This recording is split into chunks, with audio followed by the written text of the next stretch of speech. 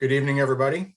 My name is Todd Kennedy. I'm the director for the Military and Veterans Program at San Diego State University and a GI Film Festival San Diego Advisory Committee member. On behalf of KPBS, our festival organizers, volunteers, and filmmakers, I'd like to thank everyone for joining us for tonight's Shorts Block, Stories of Healing and Resilience. We have a very engaging panel with us this evening. Joining us tonight are the subjects of the film, Karen and Colin Archipley, although I understand Colin might be out doing some chores on the farm itself.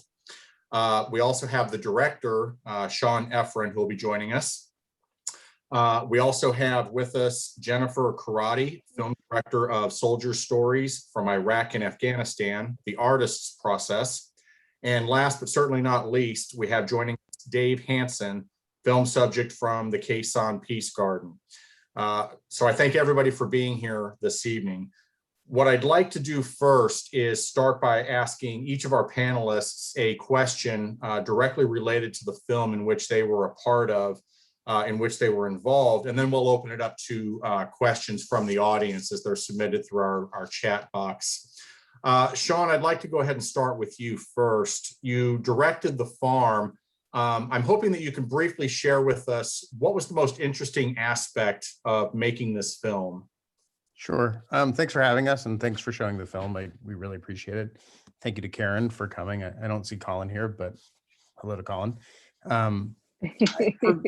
For me, the most interesting part of directing this film was kind of a somewhat of a personal journey. I had spent a lot of time as a conflict journalist, as a reporter and a producer for 60 Minutes, covering the war in Iraq. And then I had gone out and I had started my own production company and made my own films and that kind of stuff. And so for me, it was an opportunity to reconnect with people who spoke the language of the war in Iraq, who understood the geography of the war in Iraq, who understood what it was like to drive down Route Michigan and worry about getting blown up or to have snipers shoot at you, knew the difference between Fallujah and Haditha and Ramadi, and then to be able to sit in a room with guys like that and women like that who understood what that was all about. And there's something, I think, when you've gone through that, there's just something tremendously comforting and deep about being around people who have had a shared experience. Whether, for me, I was just a journalist, I never carried a weapon, but to still be around those Marines and soldiers and then to watch them go through this process of trying to find a new life through something that is the essence of peacefulness, the essence of growth and life. Farming, organic farming, was a wonderful experience. Was just a wonderful, life affirming experience that I enjoyed every moment of being a part of. Great, thank you, Shawn. Karen, what do you feel the need and the desire to actually share the story of the farm and the successes that you and Colin have experienced with it?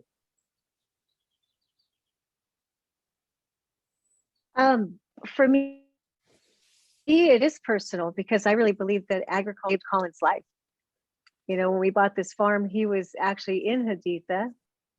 He was part of the invasion, part of the, and we bought this farm, and it was really something that he focused on, making sure that he came home.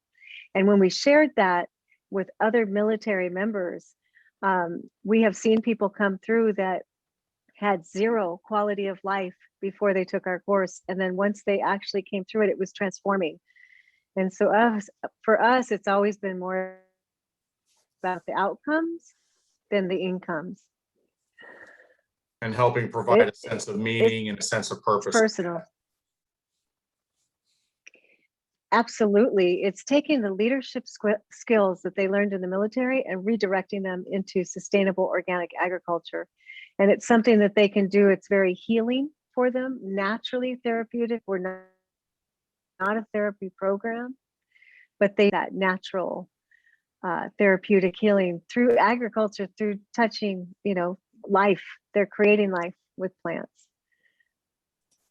Great. It's been amazing. Thank you. I appreciate that. Jennifer, you have a very unique art project. It's innovative. It's telling stories almost in a single frame, but there's a lot of energy that goes behind it. Can you tell us a little bit more about how Soldier Stories actually came about as a piece of work for you? Sure. Well, I've been working on it for a long time, and you know, when the U.S. invaded Iraq, it hit me very hard, and I was following the wars very, very closely in the newspaper, and I had been working collaboratively with people to make these kinds of narrative photographs for a long time, and I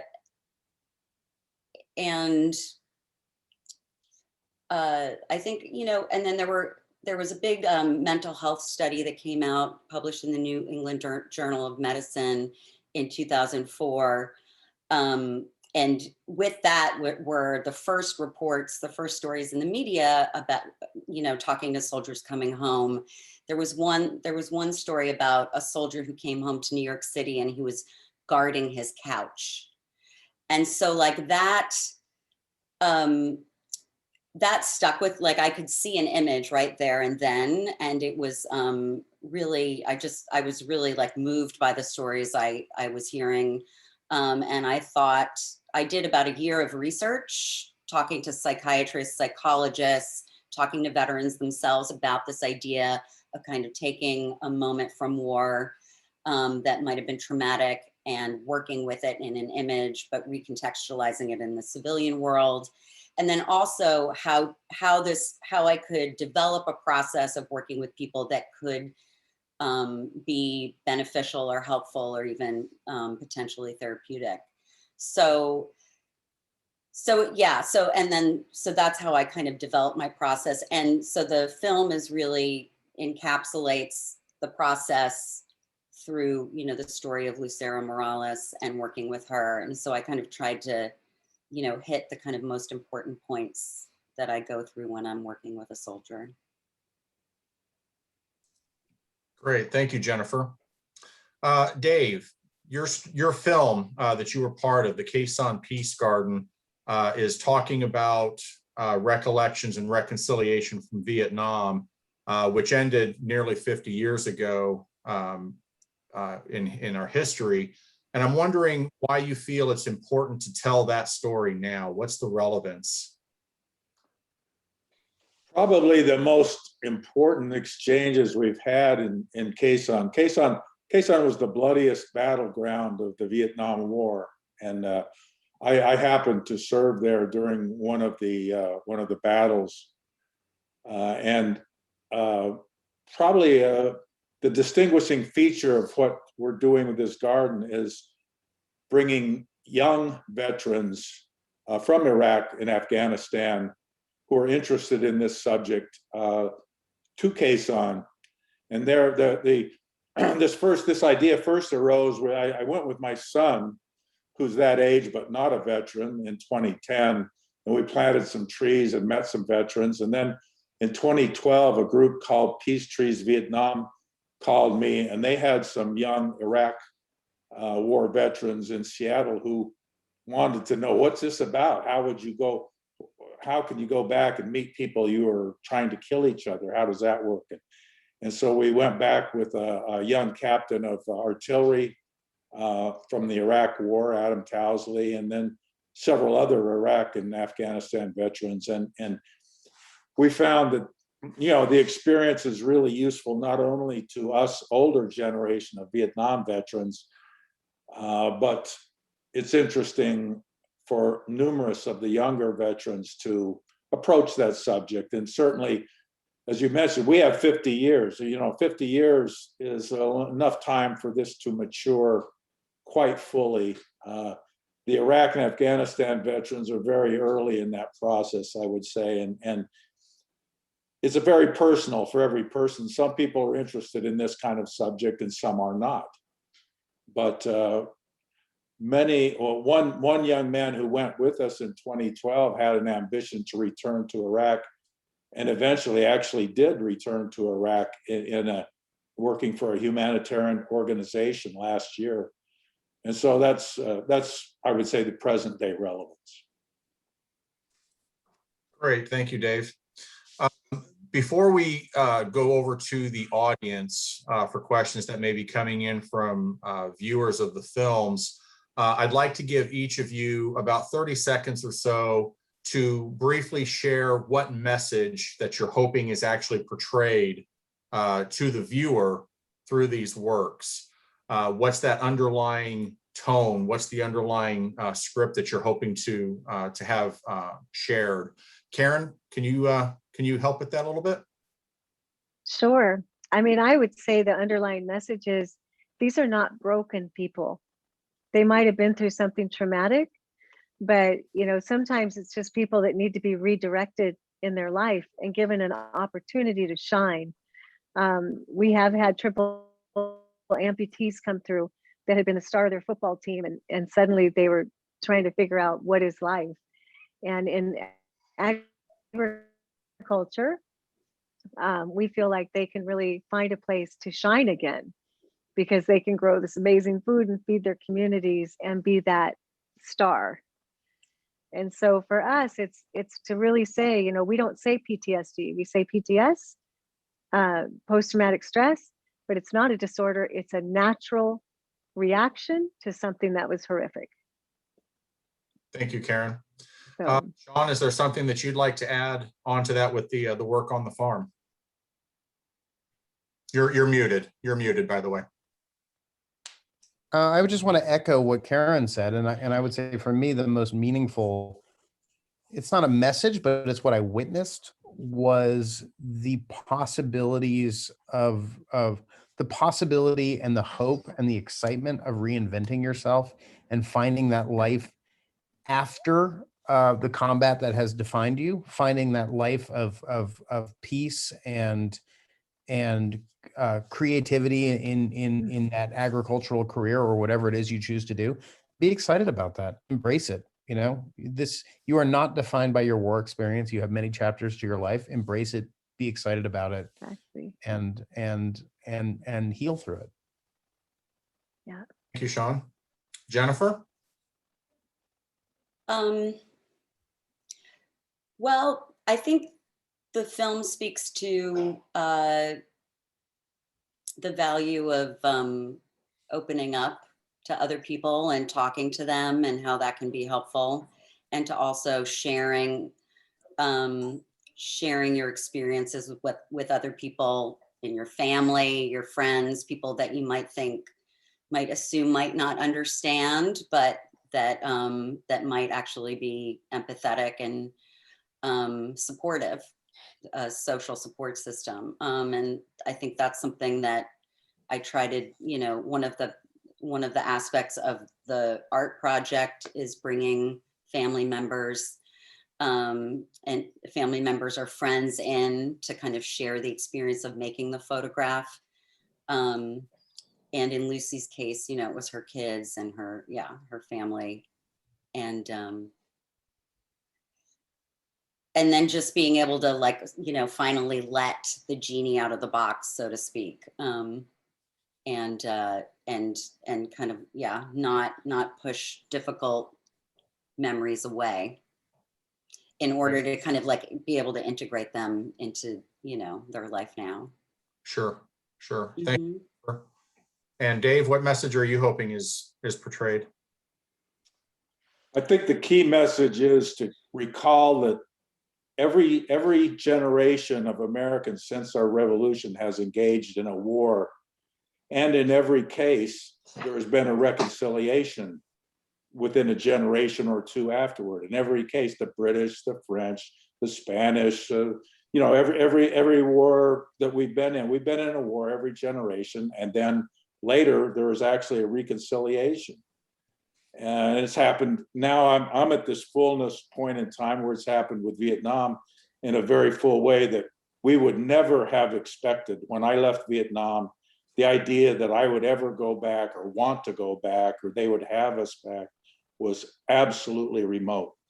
And so it kind of raises the question, will that pattern play out for our current veterans or not? And that's a question I want people who might see this movie to think about. Thank you, Dave. You actually bring up a great segue to the first question that's come in from the audience. It's actually directly for Jennifer, but it's talking about that generational piece. And the member of the audience is asking if, Jennifer, if you've ever worked with or have the desire or intention of working with veterans from other conflicts, namely Vietnam, Korea, possibly World War II, and helping them share their stories in those images. I mean, yes, I have thought about it. I guess I have tried to kind of stay focused on the current generation of veterans, but I understand that, you know, the issues that the work addresses, you know, have affected all generations of veterans. So I actually am working on a new project that is called Dissonance, which does include stories from all generations of veterans, any generation of veteran. And it's actually, it's a little bit different from soldier stories. It's an immersive sound and video installation about the 4th of July and how, you know, how the sounds of fireworks and the public visual display of patriotism, you know, the disconnect between that and the way soldiers often privately experience the holiday. So if anyone out there has a 4th of July story they want to share with me, they can email me through my website. It's my birthday. Okay. It is. Yeah.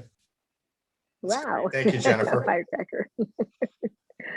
Dave, I'd like to come back to you a little bit, since we've sort of started addressing some of this cross-generational aspect as far as the reconciliation and the resilience. And when we talk about veterans either returning to the sites where they may have fought or coming to terms with it years later, how would you offer for an individual to be able to start that healing process? How would you offer for, whether it's Iraq or Afghanistan or possibly Desert Storm or something along those lines, for those individuals to begin those steps? Clearly, it involves associating with other veterans who have a similar interest and who may be further along in that process. As I said, veterans of my generation, there's many of them who have no interest in reconciliation and no interest in being friendly with communists and so forth, and who are actually antagonistic to the idea. And so I respect it's each individual's journey, what level of interest they may have in reconciliation with former enemies. But if you find yourself that would be useful to you personally, because one thing that was said earlier, I like what was mentioned earlier, it's not PTSD, it's not a disorder. Everyone I know personally who's been in actual combat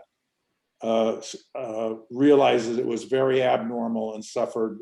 It takes a long time to process the stress that creates in human beings, you know. So each path is unique, each path is personal. But if you are interested in that, associate with other veterans. And it can be of different generations, veterans of Vietnam. I mean, typically the World War II guys are a little bit too old these days to be interested in this.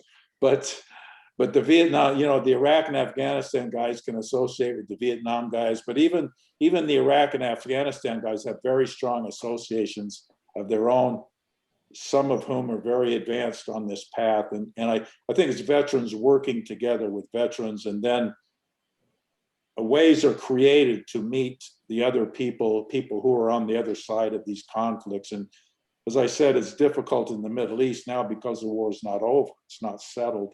One thing I've noticed about this reconciliation from every generation, it requires that the war is over. I mean, World War II had to be over for this process to start with Germany or Japan, and these various but once they are over, if they're over, then this process is always run for those who are interested. Great. Thank you, Dave, for sharing that.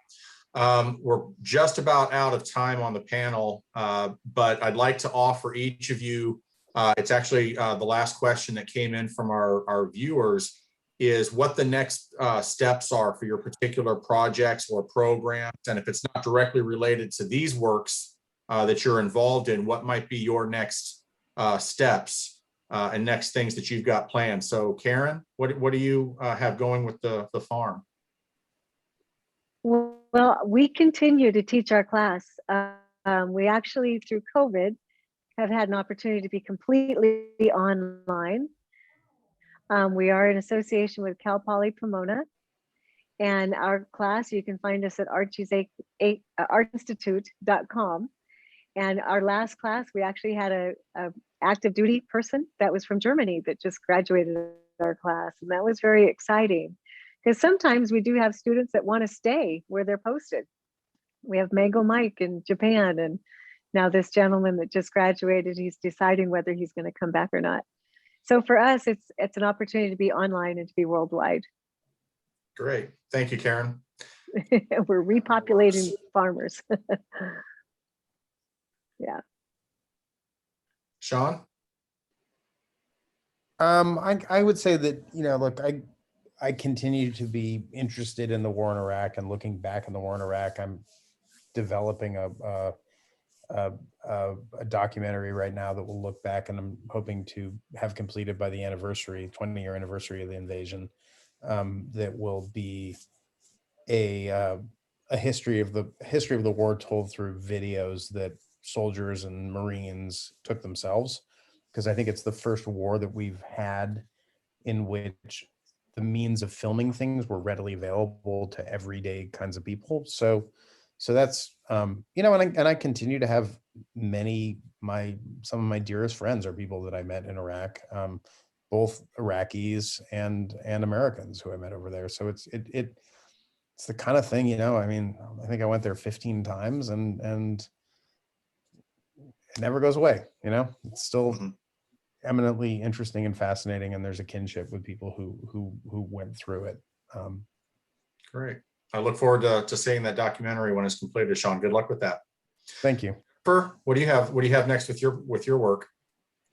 Well, I mentioned this Dissonance project about the 4th of July and how fireworks sound similar to the dangerous sounds of war.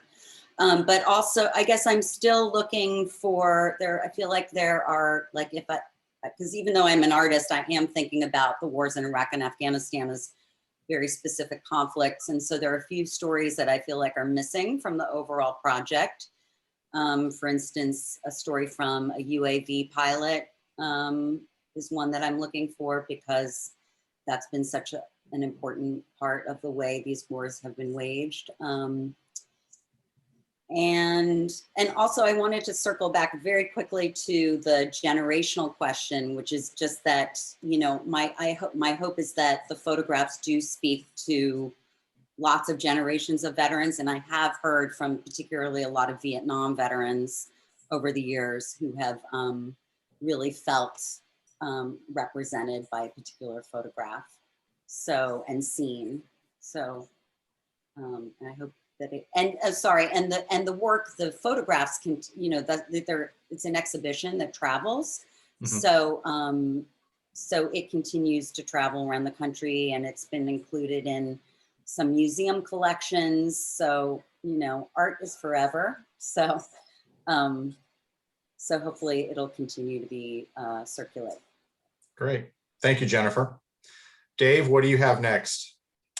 Well, my son, Luke Hanson, is just completing a feature documentary entitled Point of Light, which is focused on Captain Adam Towsley, who was this Iraq veteran that I mentioned, who first went with us to Vietnam in 2012, and eventually, finally, through the jungles of Myanmar and the genocide he was involved there, he was managing humanitarian programs for humanitarian organizations, but he had the goal of returning to Iraq. That was what he came away with after this trip to Vietnam, and he finally did. He just got back about 6 months ago, but that particular film, Point of Light, is what we're doing presently. That's awesome. That's awesome. Thank you for sharing that. And thank you all for sharing a little bit about what motivated you to do these projects, the energy that went into it. As a Marine veteran myself, I really got a lot out of watching these productions. And I really wish we had much more time to dive into these topics. I think we only just started cracking the outer shell of something that could have been a much deeper conversation, but it is what it is. I think it was still very valuable. And I do want to thank you all again for sharing a little bit about these works and being part of this panel. For our viewers, for the audience members, I want to remind everyone that there are still plenty of awesome works that are out there as part of the festival. We hope that schedulings permit that you'll be able to see as many films as you can. There's a wide variety of different ones that are available, and you can see the full schedule to include brief synopses about them at gifilmfestivalsd.org. I'd like to thank everybody who was involved in making this virtual festival possible. That includes my fellow advisory committee members, the Film Consortium San Diego, our filmmakers, and many of our festival sponsors and partners, which include the California Arts Council, Scatina Daniels Communications, National University, Task and Purpose, and the San Diego International Airport Arts Program. Two other folks that I have to be sure to recognize because of their work and efforts are Claudine Casillas and Carla Connor, who are the behind the scenes amazing folks who help put a lot of these things together. So I wanted to make sure to get a good shout out to those two wonderful individuals. Everybody, for the email reminders that you received as part of this screening, there was a link for an attendee survey. We ask that you take a few minutes to complete that because that feedback will help us make the 2022 GI Film Festival San Diego that much better. We were able to make it through the COVID lockdowns and have a great opportunity with this year's festival, but we're looking at doing things bigger and better next year. So please provide that feedback when you can. Thank you everybody for joining us. Again, big thank you to our panelists, everybody behind the scenes who was able to make the festival a success, the audience for tuning in. Thank you for joining us. We hope that you all have a wonderful evening and take care of yourselves. Thank you, everyone.